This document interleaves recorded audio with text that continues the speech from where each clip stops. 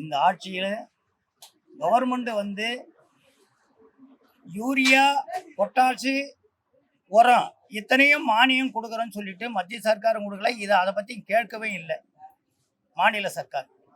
இது விவசாயிகளுக்கு ஏகப்பட்ட நஷ்டத்தை உருவாக்கி விவசாயிகள் நஷ்டம் அடைந்தது தான் லாபம் அதிகமாக இருக்குது. நஷ்டம் தான் போயின்னு இருக்குதே தவிர லாபத்தினால் வரல. கரும்புக்கு டன்னு 4000 கொடுக்க சொல்லி வாக்குறுதி கொடுத்தாரு.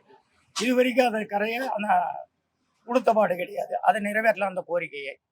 விவசாயிகள் மனநிலைக்கு தற்கொலைக்கு முயற்சிக்கிறாங்களே தவிர இது வந்து நல்ல ஒரு கெயினான ஆட்சியை நடத்தி நாம் 4000 தேர்தல் அறிக்கையில் சொன்னமே அதை கொடுக்கல.